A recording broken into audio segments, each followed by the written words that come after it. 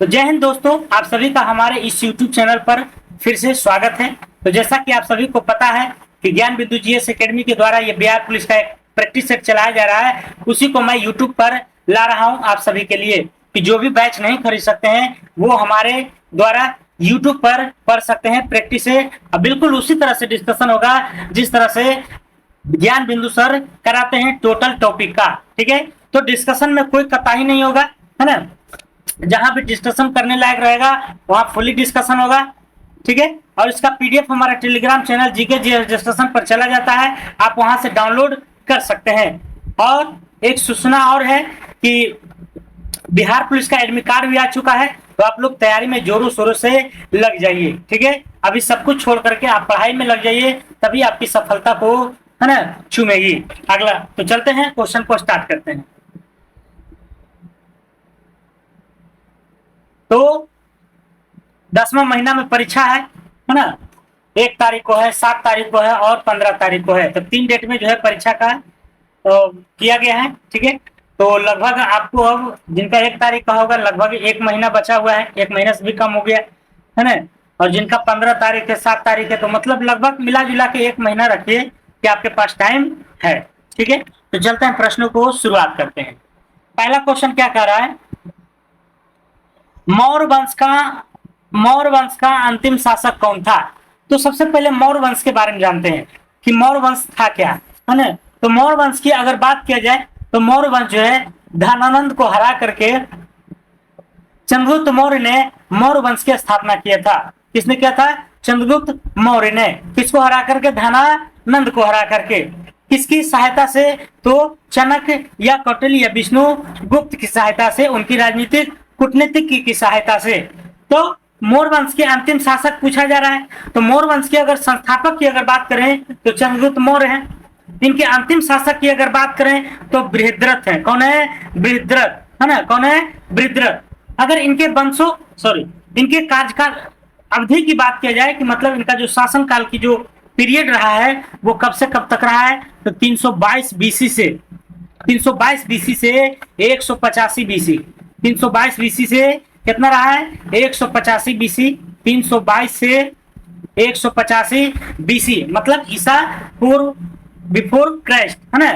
तो इसका जो संस्थापक थे चंद्रगुप्त मौर्य थे और इनके अंतिम शासक थे बृहद्रथ की अगर बात करें तो बृहद्रथ के सेना में एक सेनापति था, है ना। एक सेनापति था जिसका नाम था शिशुनाग था। जिसका नाम क्या था? शिशुनाग। और उसने इसे हत्या करके अपने वंश शिशुनाग वंश की स्थापना किया। किस वंश की? तो शिशुनाग वंश की स्थापना किया। ठीक है, तो इसका टॉपिक यहां तक था। तो उम्मीद करते हैं कि आप लोग को डिस्कशन काफी अच्छा लग रहा होगा। ठीक है, जैन साहित्य को समग्र के रूप में क्या कहा जाता है। देखिए, जैन साहित्य में समग्र के रूप में, तो जैन साहित्य के अगर समग्र के रूप में देखा जाए तो उसको आगम कहते हैं। क्या कहलाता है? आगम। क्या कहलाता है? आगम। जैन साहित्य को समग्र रूप से क्या कहा जाता है? आगम। क्या कहलाता है? आगम। अब ये समग्र रूप है क्या, है ना, इसकी पूरी समग्र क्या है? तो देखिए, जैन साहित्य में जो है 12 अंग है। 12 कितना है? 12 अंग है। 13 गो उपांग है। 13 उपांग है।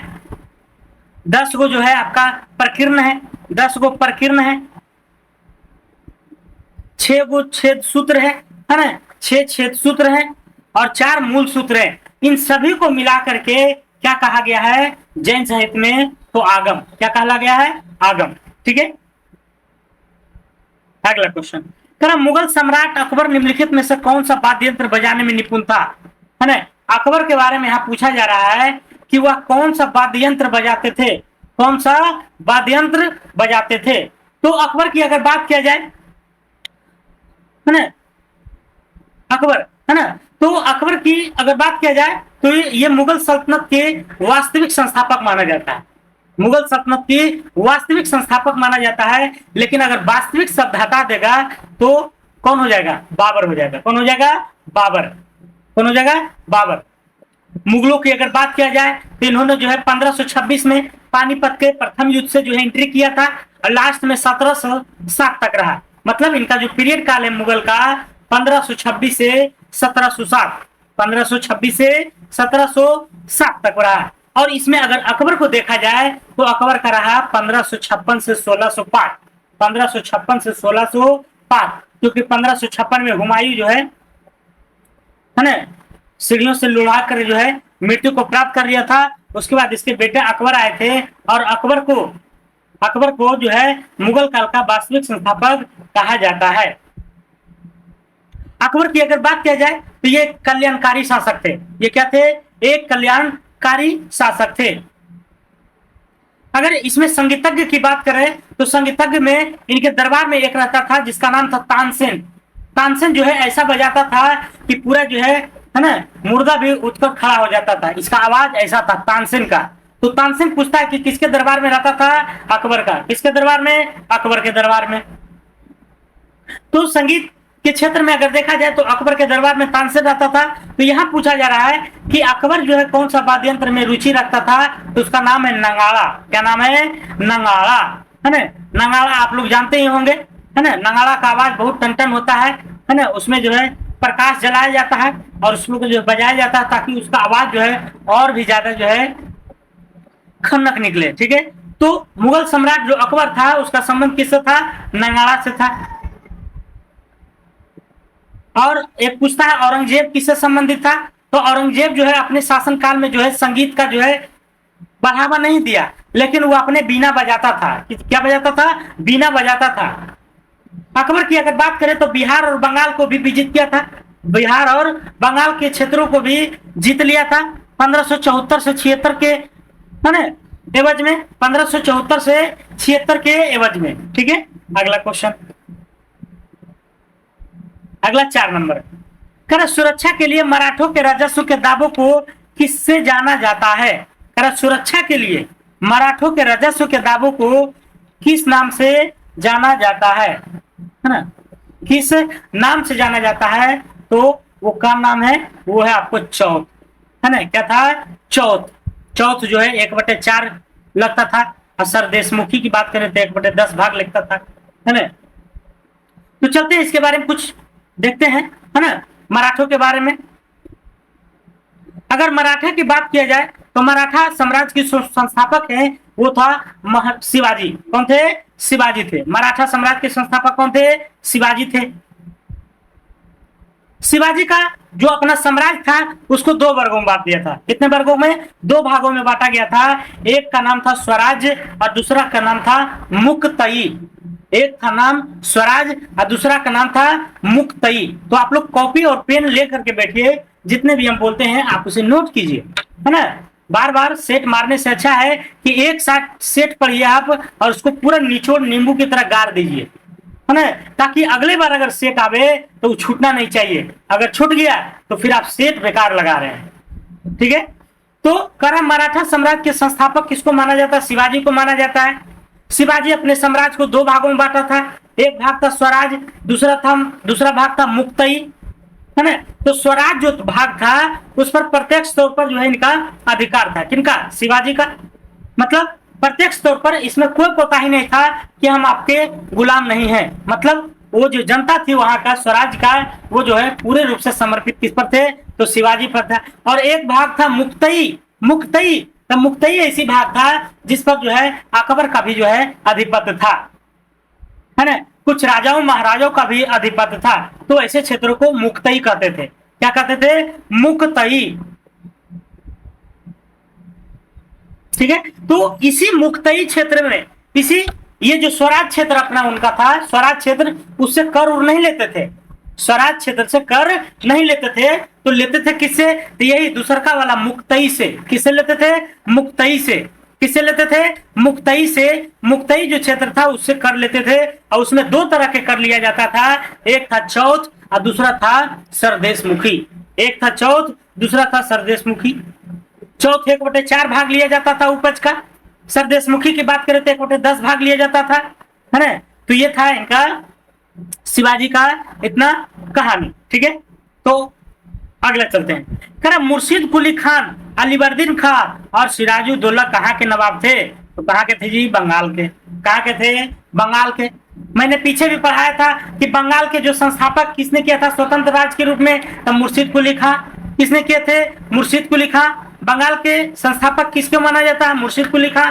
उसके बाद आए थे अलवर्दी खान, उसके बाद आया था सिराजुद्दौला, और सिराजुद्दौला जो है लास्ट में, है ना, पलासी का युद्ध 1757 में हार गया। उसी समय जो है अंग्रेजों का आधिपत्य जमा हो गया और इनका जो है कहानी खत्म हो गया। ठीक है, तो मुर्शिद कुली खां, अलीवर्दी खां और सिराजुद्दौला, है ना, तो ये कहाँ के नवाब थे? ये थे बंगाल के। कहाँ के थे?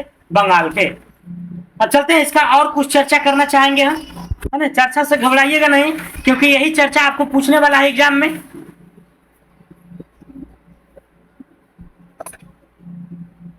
अगर बात किया जाए कि बंगाल जो है स्वतंत्र राज्य की जो स्थापना हुआ था मुर्शिद कुली खां के समय में, तो उसमें जो है बंगाल, सॉरी, उस समय जो है मुगल में कौन था? तो मोहम्मद शाह रंगीला था। कौन था? मुगल में मोहम्मद शाह रंगीला था, जो कि उत्तर मुगल काल का राजा कहलाता था। कौन? मोहम्मद शाह रंगीला।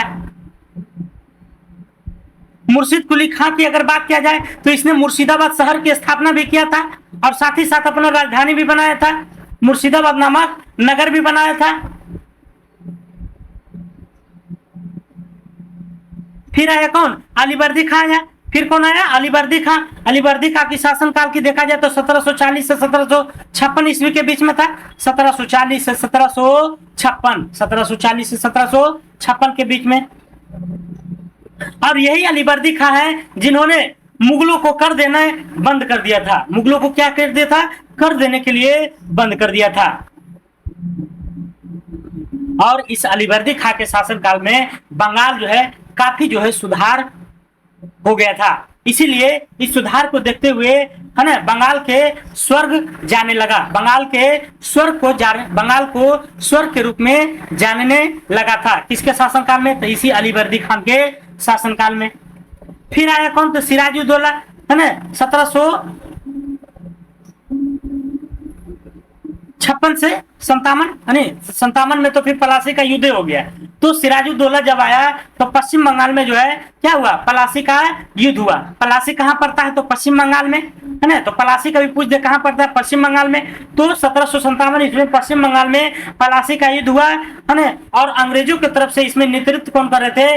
Robert Clive. कौन कर रहे थे? Robert Clive. तो रॉबर्ट क्लाइव जो है काफी कूटनीति की सहायता से जो है ना, सिराजुद्दौला को क्या किए थे? हरा दिए थे। नहीं तो ये बिल्कुल नहीं हारने वाले थे। तो इसका आंसर क्या हो जाएगा? बंगाल हो जाएगा। अगला क्वेश्चन, अखिल भारतीय किसान सभा जिसकी बैठक विजयवाड़ा में 1944 में हुई का निर्वाचित अध्यक्ष कौन था? अखिल भारतीय किसान सभा, अखिल भारतीय किसान सभा जिसकी बैठक विजयवाड़ा में 1944 में हुई थी, तो निर्वाचित अध्यक्ष कौन हुए? तो निर्वाचित अध्यक्ष हुए शाहजानंद सरस्वती। कौन हुए? शाहजानंद सरस्वती। तो अखिल भारतीय किसान सभा के अध्यक्ष कौन थे? है ना, शाहजानंद सरस्वती। इसकी बैठक कहाँ हुआ था? विजयवाड़ा में। अगला क्वेश्चन, मैकाले की शिक्षा नीति कब लागू हुई थी? अब देखिए, इसमें थोड़ा सा डिस्कशन करना चाहेंगे। तो मैकाले की शिक्षा नीति, ठीक है, अगर इसकी बात किया जाए तो कर मैकाले की शिक्षा नीति कब लागू किया गया था? तो कब लागू किया गया था? ये किया गया था आपको 1835 में। कब किया गया था? 1835 में। अब सुनिएगा इत्मीनान से। शिक्षा की अगर बात किया जाए तो 1813 चार्टर एक्ट पढ़े होंगे, है ना। 1813 के चार्टर एक्ट के तहत जो है ना, भारतीयों की शिक्षा पर प्रति वर्ष 1 लाख रुपया खर्च करने के लिए, है ना, लक्ष्य को रखा गया था। लक्ष्य को रखा गया था किसके तहत? तो 1813 चार्टर एक्ट के तहत। परंतु 1813 से लेकर के 1833 तक, 1813 से लेकर के 1833 तक एक भी रुपया खर्च नहीं हुआ। इसका कारण क्या है? क्यों नहीं हुआ? इसका कारण यह हुआ कि अंग्रेजों में खुद में मतभेद हो गया। ये मतभेद हुआ कि भारतीयों को अंग्रेजी में शिक्षा दिया जाए या फिर उनके भारतीय हिंदी वाला शिक्षा दिया जाए। तो ऐसे में चलते चलते जो है 20 वर्ष टल गया और 13 से 33 हो गया। 13 से क्या हो गया? 33 हो गया। तब जो है लॉर्ड मैकाले की अध्यक्षता में एक जो है कमेटी का गठन किया गया। इसकी अध्यक्षता में, लॉर्ड मैकाले की अध्यक्षता में एक कमेटी का गठन किया गया और उसमें अंतिम रूप से भारतीयों को अंग्रेजी शिक्षा का जो है है ना, दिया जाने का जो है प्रावधान किया गया।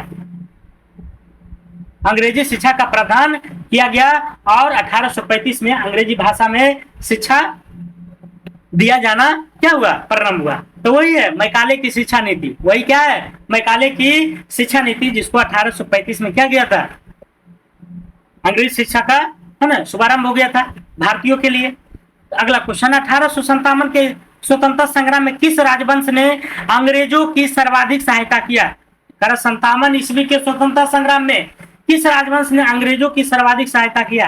तो 57 में अगर देखा जाए तो किसने जो है ज्यादा, है ना, तेल लगाया था, तो इंदौर के होलकर ने, इंदौर के होलकर, ये क्वेश्चन बहुत पूछता है, इंदौर के होलकर ने, इंदौर के होलकर ने 1857 के स्वतंत्रता संग्राम में किस राजवंश ने अंग्रेजों को सर्वाधिक सहायता किया था। तो इंदौर के होलकर, किसको, इंदौर के होलकर। अगला क्वेश्चन, क्रांतिकारी जो हार्डिंग बम कांड में शामिल नहीं था। अब देखिए फिर से आगे डिस्कशन करने वाला क्वेश्चन, कौन सा क्रांतिकारी है जो हार्डिंग बम कांड में शामिल नहीं था। अब समझते हैं पूरा इस व्यू को कि हार्डिंग बम कांड आखिर क्या था। एक समय की बात है जब हमारा राजधानी, देश की राजधानी कलकत्ता से दिल्ली, है ना, जॉर्ज पंचम के नेतृत्व में, जॉर्ज पंचम के नेतृत्व में हमारा राजधानी कोलकाता से दिल्ली स्थानांतरित किया गया। कब किया गया, दिल्ली स्थानांतरित किया गया। और ये 1 अप्रैल 1912 से 1 अप्रैल 1912 को 1 अप्रैल 1912 को 1 अप्रैल 1912 को, है ना, कोलकाता के स्थान पर दिल्ली को राष्ट्रीय राजधानी के क्षेत्र में घोषित किया गया। जब राजधानी को घोषित किया गया तो उस समय जो है लॉर्ड हार्डिंग द्वितीय थे गवर्नर जनरल। कौन थे, लॉर्ड हार्डिंग द्वितीय, लॉर्ड हार्डिंग द्वितीय। तो जब राजधानी चेंज हो गया तो ये अपना बोरिया बिस्तर समेट के कलकत्ता से दिल्ली जाने लगे, कलकत्ता से दिल्ली जाने लगे। इसी बीच में, है ना,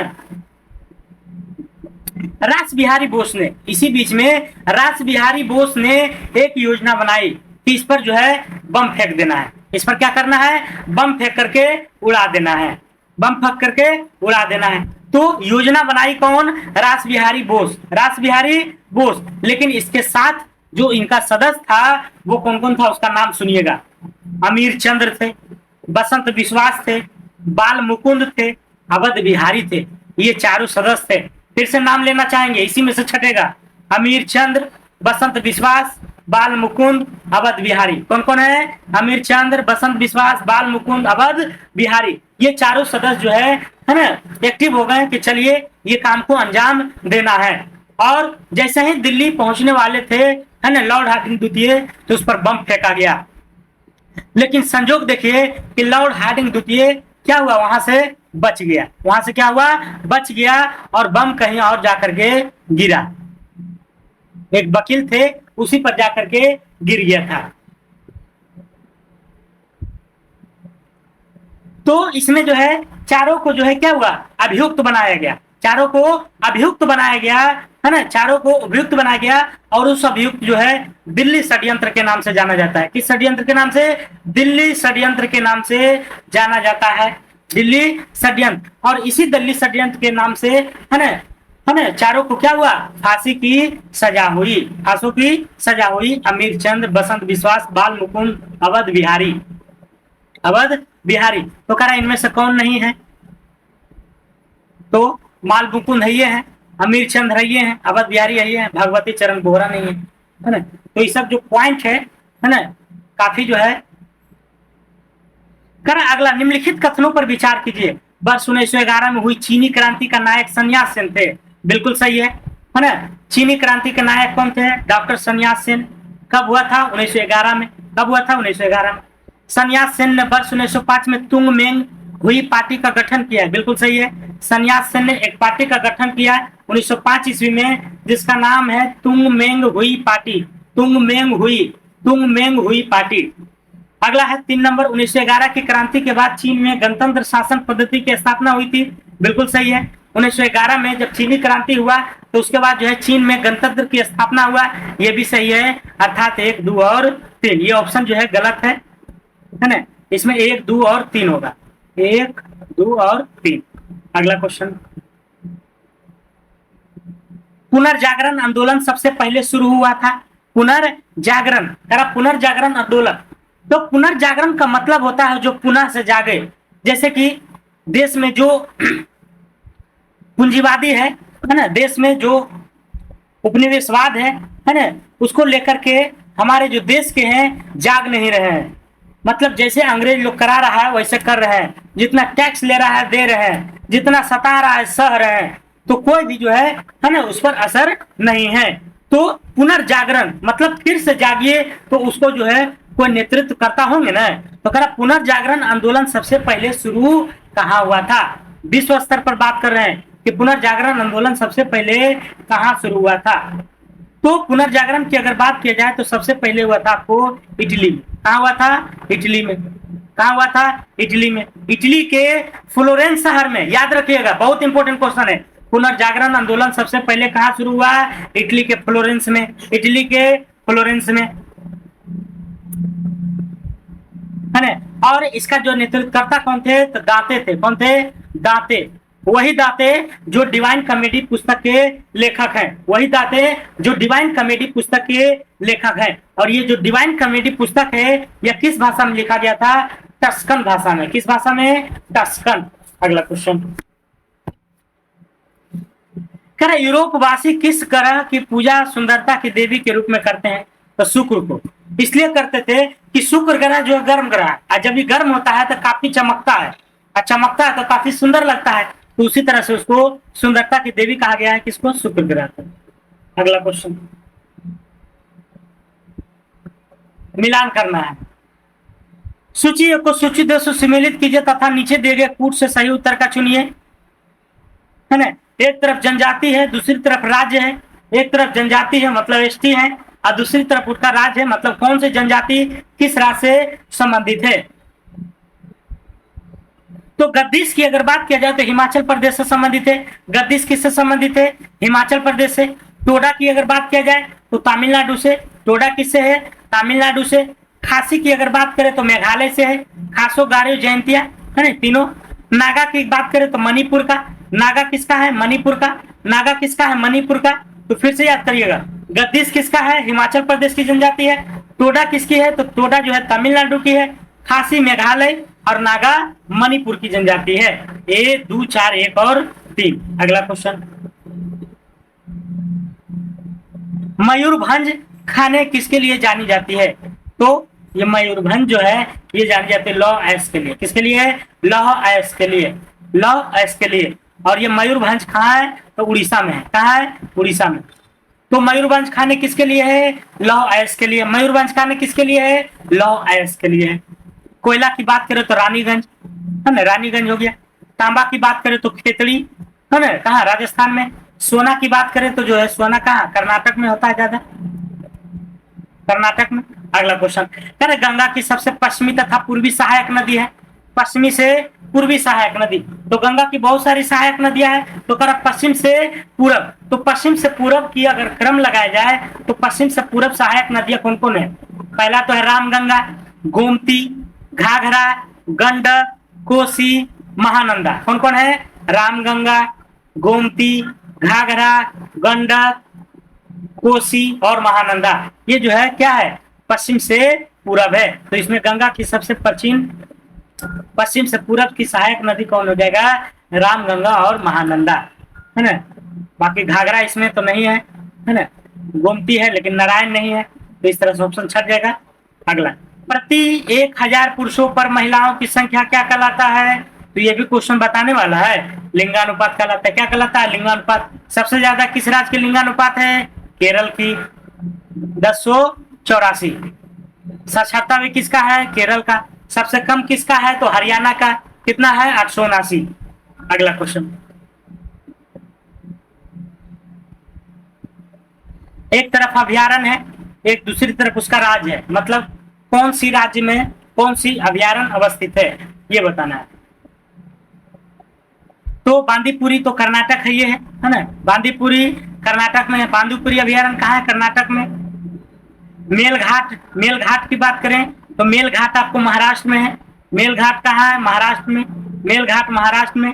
बुक्सा, बुक्सा पश्चिम बंगाल में है। बुक्सा कहाँ है? पश्चिम बंगाल में है। और पखुई, पखुई है अरुणाचल प्रदेश में। पखुई कहाँ है? अरुणाचल प्रदेश में। पखुई कहाँ है? अरुणाचल प्रदेश में। तो बांदीपुरी कर्नाटक। मेलघाट अभयारण्य कहाँ है? महाराष्ट्र में। बुक्सा कहाँ है? पश्चिम बंगाल में। पखुई कहाँ है? तो पखुई आपका अरुणाचल प्रदेश में है। तो 2, 4, 1 और 3। झारखंड में झूम कृषि को क्या कहते हैं? अब देखिए झूम कृषि के बारे में समझते हैं। झूम कृषि को हम लोग जो है स्थानांतरित कृषि भी कहते हैं। झूम कृषि का मतलब ये होता है कि कोई भी जो है एक स्थान पर अस्थायी कृषि नहीं होता है।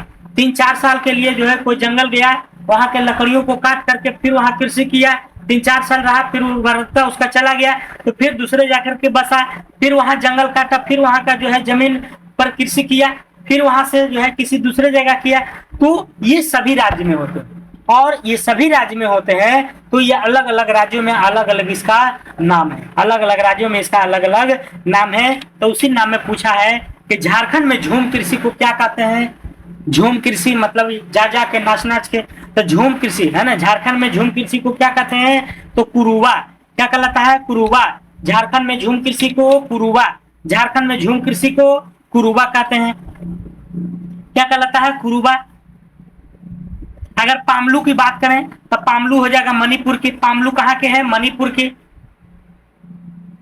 दीपा है ना, दीपा, दीपा कहाँ के हैं? तो छत्तीसगढ़ अंडमान के हैं। छत्तीसगढ़ और अंडमान का है। और खील, खील जो है हिमालयी क्षेत्र में जो है कृषि, स्थानांतरित कृषि को कहते हैं हिमालयी, है ना, जो हिमालय के क्षेत्र में। और पश्चिमी घाट के क्षेत्रों में कुमारी कहलाता है। पश्चिमी घाट के क्षेत्रों में क्या कहलाता है? कुमारी। अगला क्वेश्चन, निम्नलिखित में से कौन सा शहर सही सुमेलित नहीं है? एक तरफ नहर परियोजना, दूसरी तरफ अवस्थित है। तो घाट प्रवाह नहर परियोजना कहाँ है? कर्नाटक में, बिल्कुल सही है। घाट प्रवाह कहाँ है? कर्नाटक में। उकाई गुजरात में है। नीरा शहर महाराष्ट्र में है। जवाई परियोजना तमिलनाडु में नहीं है ना। जवाई परियोजना की अगर बात करें तो ये कहाँ है? ये है आपको राजस्थान में, राजस्थान में, है ना। जवाई परियोजना राजस्थान में। तो घाट प्रवाह कहाँ है? कर्नाटक में। उकाई गुजरात में, नीरा महाराष्ट्र में, और जवाई परियोजना राजस्थान में। अगला क्वेश्चन, किस संविधान संशोधन के तहत दादर और नगर हवेली को भारत में शामिल कर इन्हें केंद्र शासित प्रदेश का दर्जा दिया? तो 10वां कौन है? 10वां संविधान संशोधन के तहत। अगला क्वेश्चन,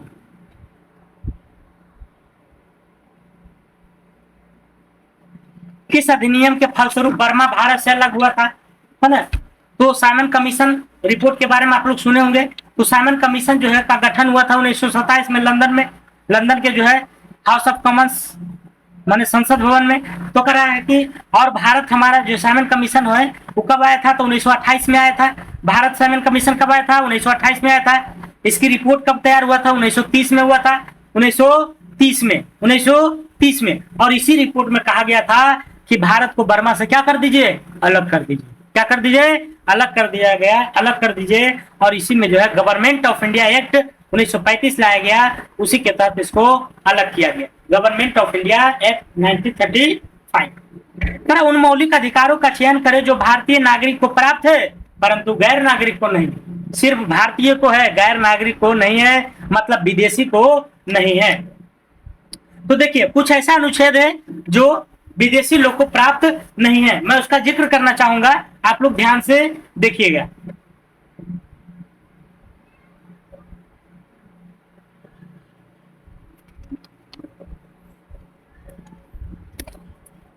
अनुच्छेद की अगर बात किया जाए जिसको जो है गैर मतलब विदेशी को जो है प्राप्त नहीं है, तो अनुच्छेद कौन कौन सा है? टोटल 5 अनुच्छेद है। टोटल कितना है? 5 है। कौन कौन है? तो 15 है, 16 है, 19 है, 15, 16, 19, 29, 30।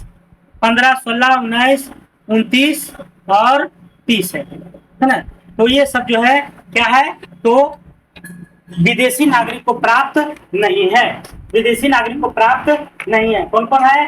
15, 16, 19, 29, 30। 15, 16, 19, 29, 30। 15, 16, 19, 29 और 30। 15, 16, 19, 29 और 30।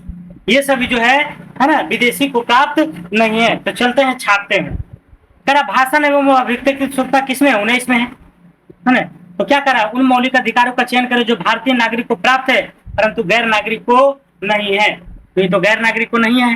कानून के समक्ष समानता, ये 14 में है ना, 14 इसमें नहीं है, तो कानून के समक्ष समानता हो जाएगा, मतलब यही इसका आंसर हो जाएगा। अल्पसंख्यकों के अधिकार 29 में है ना, तो ये जीवन एवं स्वतंत्रता का अधिकार 21।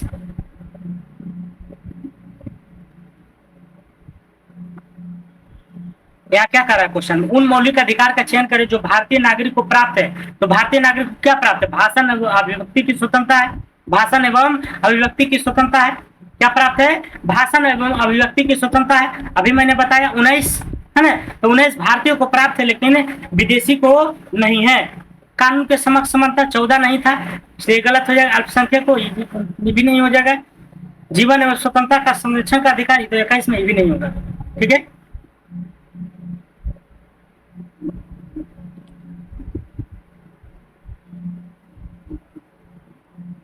तो इसका आंसर जो हो जाएगा 1 और 4 होगा, है ना, क्योंकि अल्पसंख्यक भी था 29 में, है ना। 29 में क्या बताया था? 15, 16, 19, 29, 30, 15, 16, 19, 29, 30 और ये 19, तो 19 और 29 तो हो ही नहीं जाएगा जी, तो 1 और 3 हो जाएगा। तो 1 और 3 कितने है? ए में है 1 और 3। ठीक है, अगला क्वेश्चन, भारत की लोकसभा की प्रथम महिला अध्यक्ष कौन है? तो मीरा कुमार। कौन है? मीरा कुमार है। अगर विजय लक्ष्मी पंडित की बात करें तो विजय लक्ष्मी पंडित कौन थी?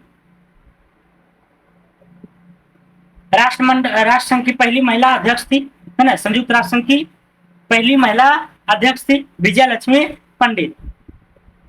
शीला दीक्षित की बात करें तो दिल्ली के प्रथम महिला मुख्यमंत्री थी। सुचेता कृपलानी की बात करें तो पूरे जो है देश में पहला मुख्यमंत्री थे जो कि यूपी के थी। अगला क्वेश्चन, भारतीय संविधान का कौन सा अनुच्छेद राष्ट्रपति के लिए पद के लिए पुनः निर्वाचन का योग्यता निर्धारित करता है? पुनः निर्वाचन, तब पुनः निर्वाचन किसमें करता है? अनुच्छेद 57 में। 57 में। 52 में क्या है? तो एक राष्ट्रपति होगा। 54 में क्या है? तो चुनाव हो जाएगा। 55 में क्या है? तो चुनाव की प्रक्रिया हो जाएगा। और 57 में क्या है? पुनः निर्वाचन। भारतीय संसद राज्य के किसी विषय पर कानून बनाने के लिए सक्षम है? भारतीय संसद राज्य के किसी विषय पर कानून बनाने के लिए सक्षम है, तो बिल्कुल सही बात है ना।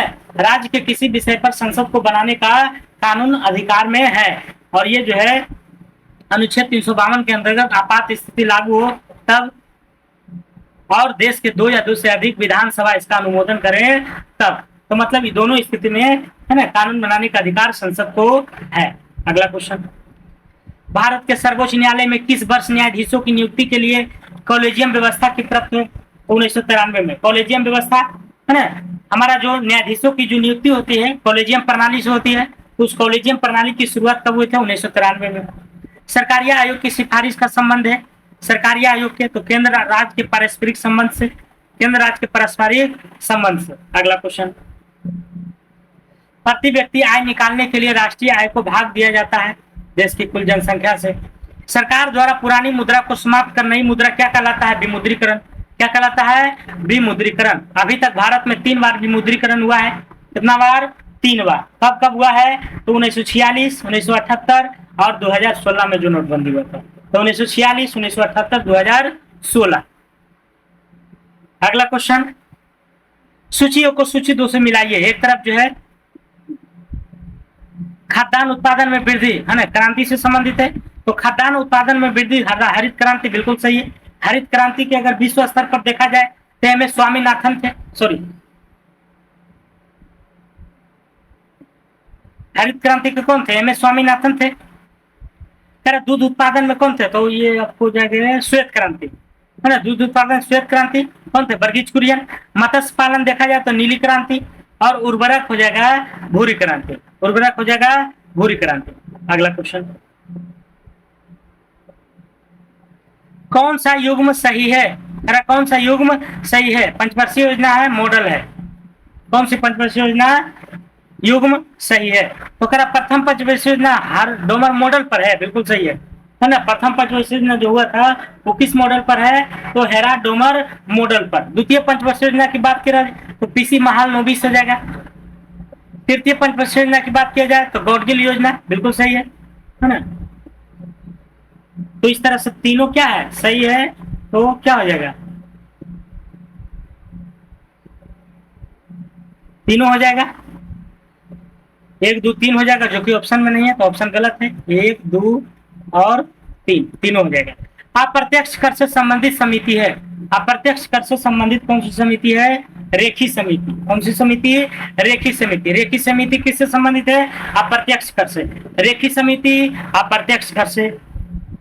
भारत में न्यूनतम मजदूरी अधिनियम कब लागू किया गया, न्यूनतम मजदूरी अधिनियम कब लागू किया गया है, 1948 में। न्यूनतम मजदूरी नियम, न्यूनतम मजदूरी अधिनियम 1948 में। अगला क्वेश्चन, महात्मा गांधी राष्ट्रीय ग्रामीण रोजगार अधिनियम के अंतर्गत कार्यरत कामगारों को मजदूरी अब आधारित है, तो किस पर आधारित है, किस पर आधारित है, तो उपभोक्ता मूल्य सूचकांक पर। उपभोक्ता मूल्य सूचकांक। आवेग की विमीय सूत्र क्या होता है, साइंस की क्वेश्चन आ गई है ना। तो आवेग की जो विमीय सूत्र होती है MLT, है ना, इनवर्स 2। कह निम्नलिखित में से कौन सा घर्षण बल अधिकतम है, तो घर्षण बल किसका अधिकतम है ये पूछा जा रहा है। तो समानांतर सीमांत घर्षण की, किसका है, सीमांत घर्षण की अधिकतम होती है। अगला क्वेश्चन, अच्छे उत्सर्जक अच्छे अवशोषक भी होते हैं, यह कथन आधारित है ना, किस पर आधारित है, तो किरचॉफ के नियम पर। विशिष्ट प्रतिरोध का SI मात्रक होता है ओम मीटर। क्या होता है, ओम मीटर होता है। निम्नलिखित में से कौन अनुचुंबकीय वस्तु है, कौन अनुचुंबकीय है, तो अनुचुंबकीय की बात करें तो निकेल है। कौन है, निकेल नहीं, निकेल नहीं, गंधक है ना। कौन है, गंधक है। कौन है, गंधक है। बाकी लोहा निकेल और कोबाल्ट, लोहा निकेल और कोबाल्ट जो है क्या है, चुंबकीय है। लोहा निकेल और कोबाल्ट क्या है, चुंबकीय है, और अनुचुंबकीय कौन है, तो गंधक है। अगला क्वेश्चन,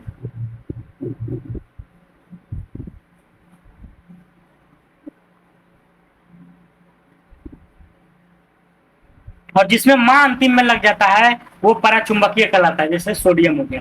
प्रकाशीय फाइबर किस सिद्धांत पर कार्य करता है, प्रकाशीय फाइबर किस सिद्धांत पर कार्य करता है, तो पूर्ण आंतरिक परिवर्तन पर, टोटल। कह एक व्यक्ति अपने चश्मे के बिना अखबार नहीं पढ़ सकता है, उसको किस दोष से ग्रसित होने की संभावना है, तो दूरदृष्टि। देखिए इसमें लॉजिक है, जहां की वस्तु आपको नहीं दिख रही है, मतलब सॉरी, जहां की वस्तु आपको दिख रही है वही दोष हो जाएगा। जैसे दूर वाला दिख रहा है तो दूर दृष्टि दोष हो जाएगा, तो दूर वाला दिख रहा है तो नजदीक वाला नहीं दिखेगा। अगर नजदीक वाला दिख रहा है तो दूर वाला नहीं दिखेगा, तो नजदीक वाला दिख रहा है मतलब निकट दृष्टि दोष हो गया। और निकट दृष्टि दोष को निवारण के लिए अवतल लेंस का प्रयोग किया जाता है, और दूर दृष्टि दोष को निवारण के लिए उत्तल लेंस का प्रयोग किया जाता है। इसको याद रखिएगा। बिहार का पहला एवं देश का दूसरा वानिकी कॉलेज किस जिले में बनाया जा रहा है, मुंगेर में। कहा, मुंगेर में। अगला क्वेश्चन,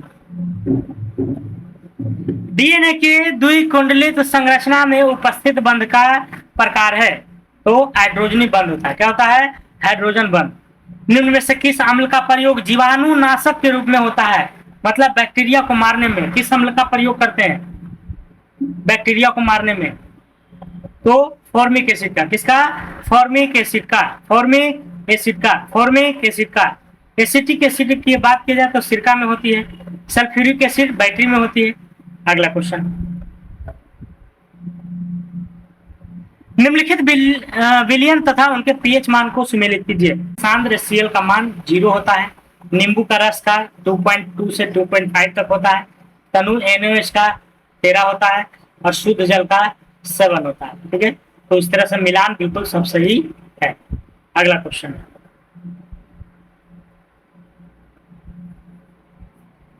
आवर्त सारणी में बाईं से दाईं, देखिए ऊपर से नीचे आएगा तो बढ़ेगा, लेकिन बाईं से दाईं जाएगा तो घटेगा। क्या होगा, घटेगा। तो तत्वों की धातु प्रतिक्रिया हो जाएगी, घट जाएगी। अगला क्वेश्चन, झूठा सोना के नाम से जाना जाता है, झूठा सोना, तो झूठा सोना जाना FeS2, FeS2 जिसको आयरन पायराइट कहते हैं, आयरन पायराइट, आयरन पायराइट, झूठा सोना के नाम से आयरन पायराइट को। अगला क्वेश्चन, कोसी परियोजना किसकी संयुक्त परियोजना है, कोसी, तो बिहार और नेपाल की है। निम्न में से कौन सी आरडीएक्स का दूसरा नाम है? आरडीएक्स का दूसरा नाम है द साइक्लोनाइट है। आरडीएक्स का दूसरा नाम साइक्लोनाइट है। अगला क्वेश्चन है, कौन सा हार्मोन लड़ो और उड़ो हार्मोन कहलाता है? एड्रीनेलिन। सभी दालें संबंधित होती है कुल, मतलब सभी दाल जो है किस कुल का कहलाता है? तो सभी दालें जो है लेग्यूमिनेसी से। पक्षियों में प्रायः एक ही क्या होता है? पक्षिया में हमेशा एक ही होता है, वो अंडाशय होता है। क्या होता है? अंडाशय। अगला क्वेश्चन, राइबोसोम निर्मित होता है RNA plus protein. RNA plus protein. Ribosome किससे बनता है? RNA protein. उपस्थिति में पाई जाने वाले प्रोटीन है। उपस्थिति में पाई जाने वाली प्रोटीन है तो कौन सा है? कॉन्ड्रिन। क्या पाया जाता है? कॉन्ड्रिन। आलू में ब्लैक हार्ट का कारक होना है ना? तो किसकी कमी से ब्लैक हार्ट होता है? ब्लैक हार्ट किसमें होता है? आलू में। किसके कारण होता है? तो बोरोन की कमी से। किसके कारण से? बोरोन की कमी से। स्तनपान के दौरान किस हार्मोन के कारण स्तन से दूध निकलता है? स्तनपान के दौरान किस हार्मोन के कारण स्तन से दूध निकलता है? तो ये प्रोलैक्टिन। इसे प्रोलैक्टिन से। और दूध को अगर बढ़ाना है तो ऑक्सीटोसिन का सुइया दे दीजिए। निम्नलिखित में से किस कोशिकाओं से इंसुलिन का रिसाव होता है? किस कोशिका से इंसुलिन का निर्माण होता है? तो ये तो बीटा हो जाएगा, बीटा कोशिका से। एबीओ रुधिर ग्रुप प्रणाली का आविष्कार किसने किया था? तो ग्रुप प्रणाली का जो आविष्कार किया था कार्ल लैंडस्टीनर ने। किसने किया था? कार्ल लैंडस्टीनर ने। अगला क्वेश्चन, किस कृमि के कारण हाथी पांव होता है? किसके कारण हाथी पांव हो जाता है? तो फाइलेरिया के कारण। किसे forest man of India? Forest man of India है ना, किसको कहते हैं? फॉरेस्ट मैन ऑफ इंडिया है ना, जादव पायंग को। Forest man of India Jadav Payeng को। जादव पायंग को फॉरेस्ट मैन ऑफ इंडिया किसको कहते हैं? जादव पायंग को। सुंदरलाल बहुगुणा की बात करें तो ये चिपको आंदोलन से संबंधित है। मानव जाति पर्यावरणीय प्रदूषक कहलाते हैं। मानव जाति पर्यावरणीय प्रदूषक कहलाते हैं। तो एंथ्रोजेनिक क्या कहलाता है? एंथ्रोपोजेनिक। क्या कहलाता है? एंथ्रोपोजेनिक। एंथ्रोपोजेनिक कहाँ है? यहाँ है। यूजोनिक नहीं, पोजोनिक होता है। ठीक है, इससे सुधार लीजिएगा। वर्ष 1962 में प्रकाशित पुस्तक साइलेंट स्प्रिंग जिससे विश्व के पर्यावरणीय आंदोलन को गति मिली के लेखक हैं? वर्ष 1962 में प्रकाशित पुस्तक साइलेंट स्प्रिंग जिससे विश्व के पर्यावरणीय आंदोलन का गति मिली, उसका लेखक कौन है? उसका लेखक कौन है? Rachel Carson. Rachel Carson. असत मिलन का चयन करें। असत मिलन का चयन करना है। तो एक तरफ राजधानी है ना, तो उज्बेकिस्तान ताशकंद की। उज्बेकिस्तान ताशकंद सही है। कजाकिस्तान के नूर सुल्तान। कजाकिस्तान के दुशानबे हो जाएगा, साना नहीं है ना, दुशानबे। तुर्कमेनिस्तान के एसगावात। निम्नलिखित में से कौन सा कथन असत्य है? कौन सा कथन असत्य है? तो ये है आपको है ना, डी नंबर। राष्ट्रीय पत्रकारिता दिवस 14 नवंबर नहीं बल्कि 17 नवंबर है ना, तो 17 नवंबर। अंतर्राष्ट्रीय सीमा शुल्क उत्पाद दिवस 26 जनवरी सही है। विश्व मौसम विज्ञान दिवस 23 मार्च सही है। अंतर्राष्ट्रीय साक्षरता दिवस 8 सितंबर सही है ना। और राष्ट्रीय पत्रकारिता दिवस 14 नवंबर नहीं बल्कि 17 नवंबर। अगला क्वेश्चन, असत्य छापना है ना, तो इंटरनल इंडिया इंदिरा गांधी बिल्कुल सही है। इंटरनल इंडिया के लेखक कौन है? इंदिरा गांधी। कामायनी के जनशंकर प्रसाद, ये भी सही है। अनामिका सूर्यकांत त्रिपाठी निराला, ये भी सही है। कागज थे कैनवास, इसका महादेवी वर्मा नहीं है। कागज थे कैनवास। कागज थे कैनवास के लेखक कौन है? तो अमृता प्रीतम। कौन है? अमृता प्रीतम। ललित कला अकादमी की स्थापना किस वर्ष किया गया था? 1953 में, सॉरी 54 में किया गया था है ना, ललित कला अकादमी की है ना। और इसी में साहित्य अकादमी पूछे तो 1954 में हो जाएगा। 53 की अगर बात किया जाए तो संगीत एकेडमी की। संगीत एकेडमी की। अगला क्वेश्चन, केंद्र शासित राज्यों में जारवा जनजाति निवास स्थल है? जारवा, तो जारवा जो है आपका इसका है अंडमान और निकोबार द्वीप समूह का। केली गोपाल किस राज्य की लोक नृत्य शैली है? केली गोपाल केली गोपाल, तो ये असम का, केली गोपाल कहाँ का है, असम का। सीडी रोम है ना, सीडी का मतलब होता है कंपेक्ट डिस्क और रोम का मतलब होता है read only memory, compact disc read only memory, B number. अगला क्वेश्चन,